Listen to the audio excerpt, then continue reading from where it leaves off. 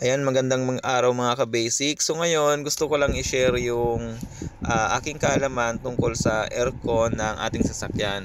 So, kasabihan kasi 'di ba ng mga veteranong driver na wag nating isasagad yung settings ng ating mga aircon or kaya yung thermostat.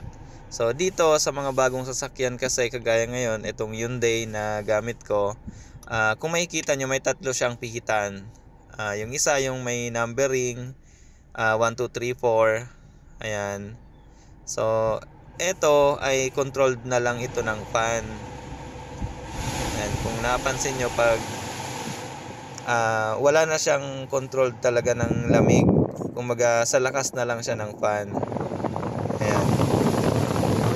Tapos, yung kabilang pihita naman, yun ay yung buga ng hangin kung saan mo gusto. Tapos, itong may nakikita kayong blue at red. Kapag sa red, mainit yung buga. Kapag sa blue naman, malamig yung buga niya.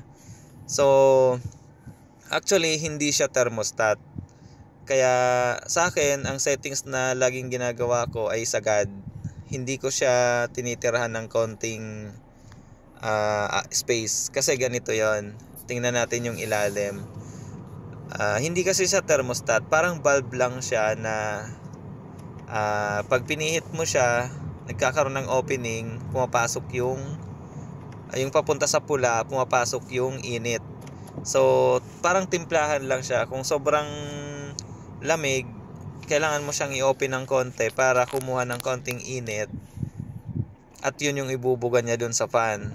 Kaya kapag ginitna mo yan, ibig sabihin kalahati ng malamig, kalahati ng mainit. Ayan. So, kung tanghaling tapat, para hindi laspag na laspag yung aircon mo, mas maganda isagad mo siya dun sa blue.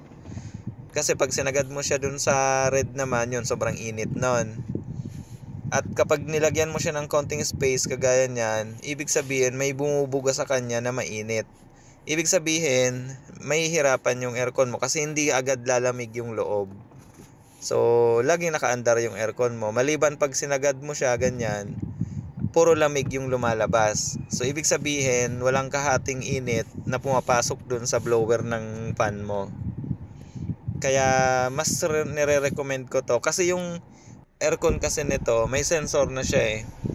So, ayun. Pero, nasa inyo pa rin yung desisyon kung ano yung gagawin nyo sa mga aircon ng sasakyan nyo. Pero sa akin, ganun siya lagi. So, magpo 5 years na yung sasakyan ko, okay na okay pa yung aircon. Saka feeling ko, para sa akin mas hindi laspag yung aircon ko na ginagawa ko na sinasagad ko siya sa blue kasi kumbaga puro lamig yung lumalabas. Ngayon kapag gabi, sobrang lamig ng panahon, ang ginagawa ko sa kanya, saka ko lang gagamitin na iaangat ko ng konti, tapos naka number 1 lang yung fan. Kasi pag nilakasan mo yung fan, siyempre mas malakas yung buga, mas malamig yon. So ayun, sana ay nakapag-share ako ng konting idea sa inyo at sana ay nakatulong. Pa-subscribe naman po at pa-like na rin para sa mga susunod pa po nating video. Maraming salamat.